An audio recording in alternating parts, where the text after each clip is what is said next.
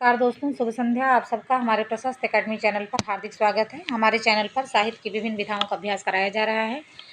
इन सब के practice set हमारे चैनल पे हैं। महत्वपूर्ण प्रश्नों की श्रृंखला में ध्वनि के त्रिविध प्रकार निम्न में से कौन है? इसके पहले के प्रश्न पहले के प्रैक्टिस सेट में हैं, उन्हें देखकर आप लाभ उठा सकते हैं और हमारे साथ प्रैक्टिस करते रहिए। चैनल पर बने रहिए। चैनल को लाइक करिए, शेयर एंड सब्सक्राइब करिए। आज का प्रश्न है कि ध्वनि के त्रिविध प्रकार निम्न में से कौन है? वस्तु अलंकार और रस, भाव कल्पना और अलंकार, अलंकार रस और कल्पना, बुद्धि भाव और अलंकार। तो ध्वनि सिद्धांत किसका है? आनंदवर्धन का है। आनंदवर्धन ने ध्वनि के 3 त्रिविध प्रकार बताए, जिसमें वस्तु, अलंकार और रस को उन्होंने लिया है। ऑप्शन ए इसमें सही हो जाएगा। और अभिनव गुप्त की जो रचना थी ध्वन्यालोक, उनकी रचना थी ध्वन्यालोक। ध्वन्यालोक पर टीका किसने लिखी थी? अभिनव गुप्त ने। अभिनव गुप्त ने टीका लिखी थी।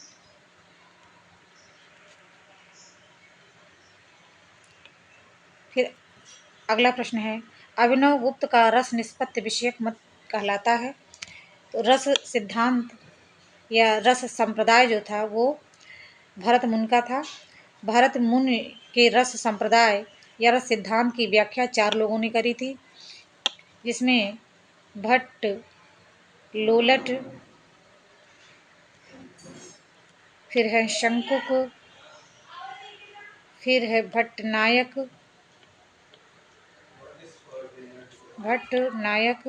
और अभिनव गुप्त। तो यहाँ पे अभिनव गुप्त का दिया गया है।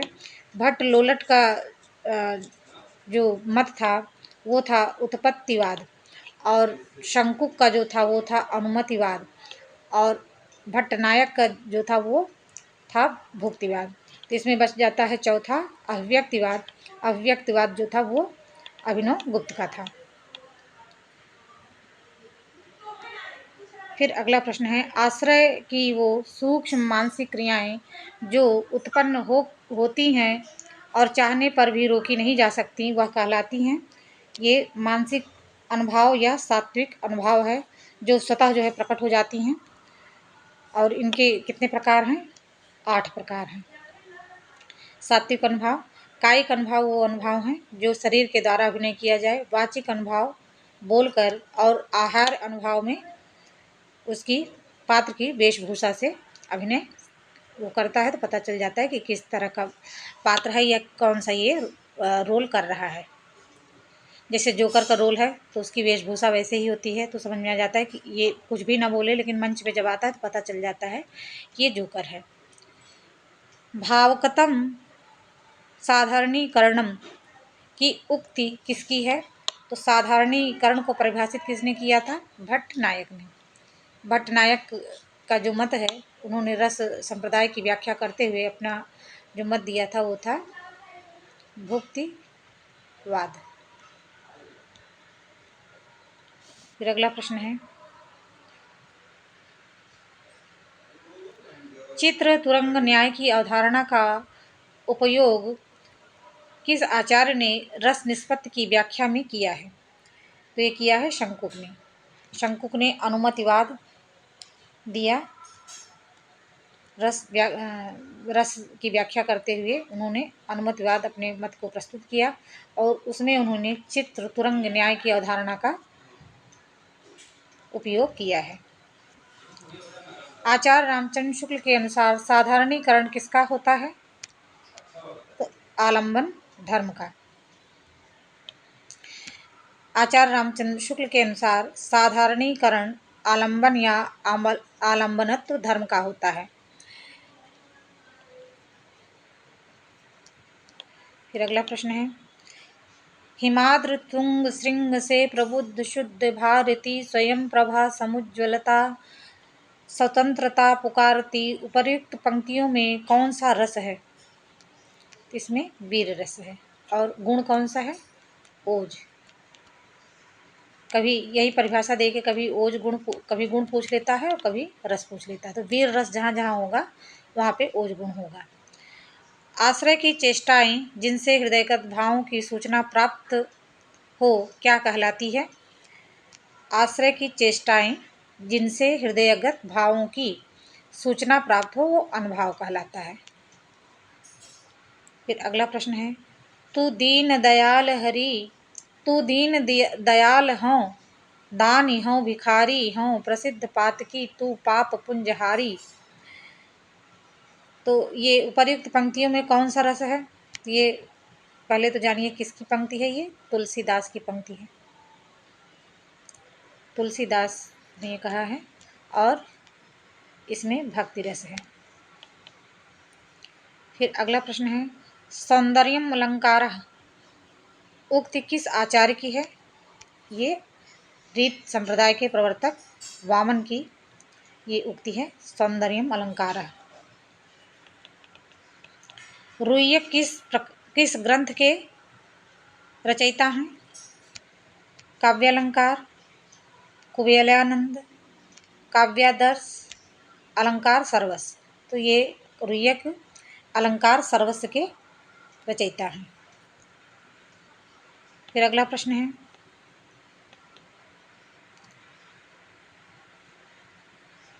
रुह्यक के 12 ग्रंथ बताए गए हैं, कौन कौन सी? साहित्य मीमांसा, काव्य प्रकाश संकेत, व्यक्ति विवेक व्याख्यान, अलंकार सर्वस्व, अलंकार अलंकारानुसारणी, अलंकार मंजरी, अलंकार वार्तिक, ये महत्वपूर्ण रचना है अलंकार वार्तिक, नाट्य शास्त्र, सुलंकार शास्त्र, श्रीकंठस्त्व, नाटक मीमांसा, हर्षचरित वार्तिक, बृहत्ति टीकाएं, सहृदय लीला। निम्नलिखित में से उपमा अलंकार किस पंक्ति में है?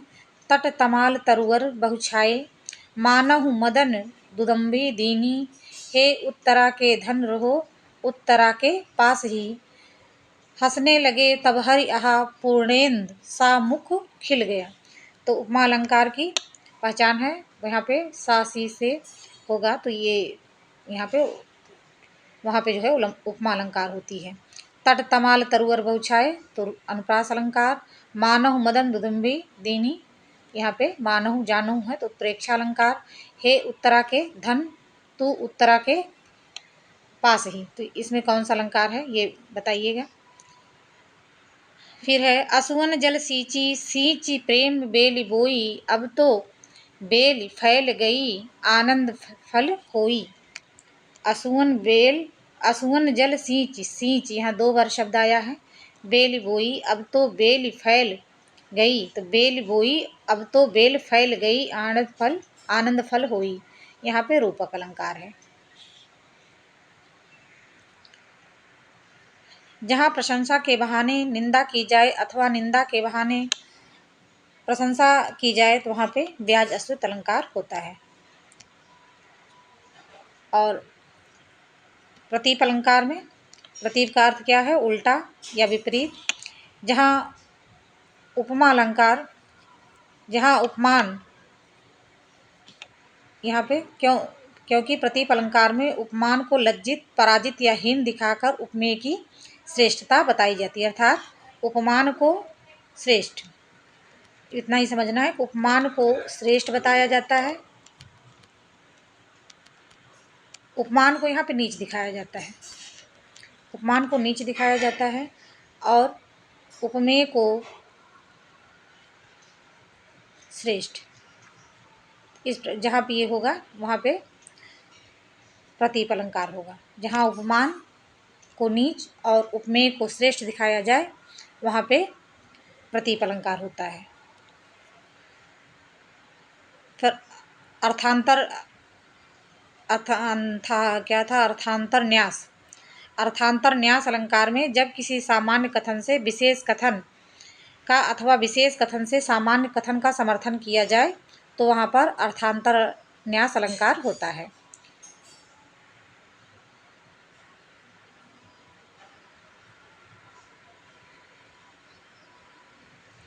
किस अलंकार में वाच्यार्थ गौण और व्यंग्यार्थ प्रधान होता है? यहाँ पे अनियोक्त अलंकार में वाच्यार्थ गौण और व्यंग्य के अर्थ जो है वो प्रधान होता है। नीकी पे फीकी लगे बिन अवसर की बात, जैसे बरनत युद्ध में नहीं सिंगार सुहाग। तो जैसे लगा हुआ है, यहाँ पे उदाहरण अलंकार होगा। दृष्टांत में जो है जैसे शब्द नहीं होते हैं। उदाहरण अलंकार में जो वाचक चिन्ह होता है ज्यों जैसे आदि का प्रयोग होता है।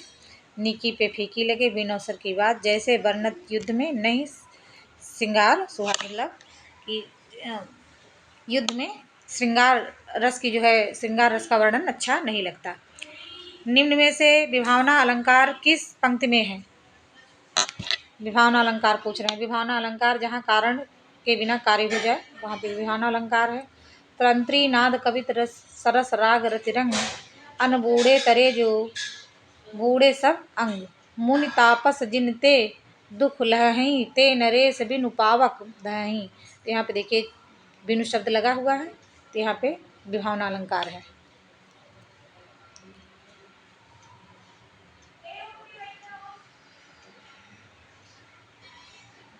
कंकन किंकिन नुपुर धुन सुन कहत, लखन सन राम हृदय गुनी। ये यहाँ पे चौपाई पूछ रहा है। उप पंक्तियों में प्रयुक्त छंद का नाम क्या है? तो चौपाई है। चौपाई में प्रत्येक चरण में 16-16 मात्राएं होती हैं। किस छंद के प्रत्येक चरण में 24 मात्राएं और 11 और 13 मात्राओं पर यति होती है? तो रोला में। यहाँ पे प्रत्येक चरण मतलब यहाँ पे कंफ्यूजन भी हो सकता है। सोरठा के चरण में भी 11 और 13 की मात्राएं होती 11 और 13 की मात्राएं होती हैं, लेकिन यहाँ जो है रोला है। यहाँ जो है प्रत्येक चरण में 11-13 मात्राएं होंगी। जैसे 11-13 की यत सोरठा में भी होती है। सोरठा द्विपदीय छंद है, जबकि रोला जो है 4 पदीय छंद है। मतलब दो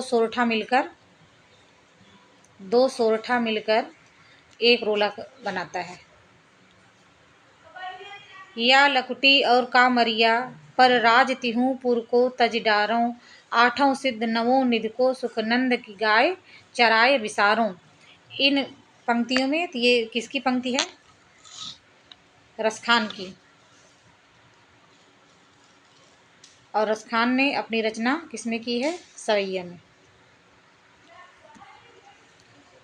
31 या इससे अधिक वर्णों के चरण वाला छंद क्या कहलाता है?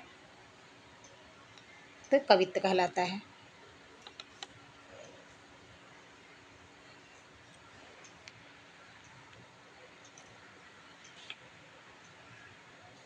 इस तन का दीवा करों बाती मेलों जीव, लोही सींचों तेल ज्यों तब मुख देखों पीऊं। यहाँ पे दोहा छंद कौन सा है? तो दोहा छंद है। दोहा छंद में छंद के पहले और तीसरे चरण में 13 मात्राएं, दूसरे और चौथे चरण में 11-11 मात्राएं होती हैं। तो यहाँ पे गिन लीजिए 13 मात्राएं यहाँ से यहाँ तक। तो 2, 2 4, 2 6, 2 8, 2 2 2 4, 2 6, 2 8, 2 10, 1 12 और 2 13। तो ये 13 मात्रा हो गई। फिर 1 2 मतलब बा पे आ की मात्रा लगी तो 2 हो गया। फिर ता पे ई की मात्रा लगी, बड़ी ई की मात्रा, फिर 2 हो गया। तो 2 2 4, फिर 2 6, 2 8, फिर उसके बाद ज पे बड़ी ई की मात्रा लगी तो 2, 8 2 10 और वाह पे कोई मात्रा नहीं तो 11। इस तरह से यहाँ पे 13 और यहाँ पे 11 मात्राएं हो रही हैं। ये दोहा छंद है।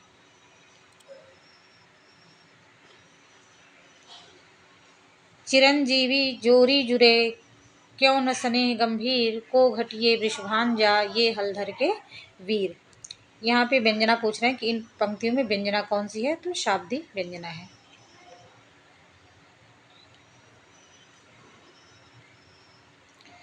कविता और छंद में घनिष्ठ संबंध है। कविता हमारे प्राणों का संगीत है। छंद हृदय कंपन, कविता का स्वभाव ही छंद में लयमान होता है। तो कविता और छंद में घनिष्ठ संबंध है। कविता हमारे प्राणों का संगीत है, छंद हृदय कंपन, कविता का स्वभाव ही छंद में लयमान होता है। तो ये सुमित्रानंदम पंत की परिभाषा है। छंद शास्त्र ग्रंथ के रचयिता कौन है? तो पिंगल। भारतीय काव्यशास्त्र में अनुकरण का शब्द का प्रयोग सर्वप्रथम किसमें हुआ था? तो ये नाट्यशास्त्र में।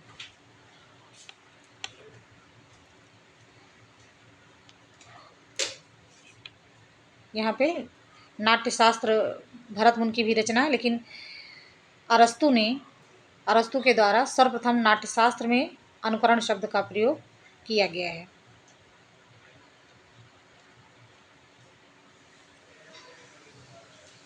गुरु शिष्य परंपरा की सही अनुक्रम, गुरु शिष्य परंपरा का सही अनुक्रम छांटना है। तो प्लेटो के बाद अरस्तु, फिर सिकंदर। अरस्तु का शिष्य जो था वो सिकंदर था। निम्न में से कौन सी प्लेटो की रचना नहीं है? प्लेटो की रचनाओं में इयान और पोलितेइया, रिपब्लिक, ये प्लेटो की रचनाएं हैं। ये पेरीपोइतिकेस, इसका उच्चारण कहीं कुछ दिया रहता है, कहीं कुछ, तो इसमें लिखा है पेरीपोइतिकेस। ये रचना अरस्तु की है। और प्लेटो की रचना में Ion, Republic, Politeia, the symposium, apology, the statesman, ये प्लेटो की रचनाएं हैं। अरस्तु का काव्यलोचन ग्रंथ कौन सा है? तभी ऊपर दिया हुआ है, ये पेरीपोइतिकेस। ट्रेजेडी का लेखक हमारे विवेक को नष्ट कर हमारी वासनाओं को जागृत करता है, उनका पोषण करता है, अतः काव्य का सत्य वास्तविक सत्य नहीं होता। यह कथन प्लेटो का है।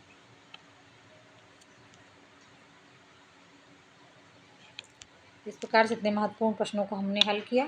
शेष अगले प्रैक्टिस सेट में। चैनल के साथ बने रहिए, चैनल को सब्सक्राइब करिए, लाइक एंड शेयर करिए। धन्यवाद।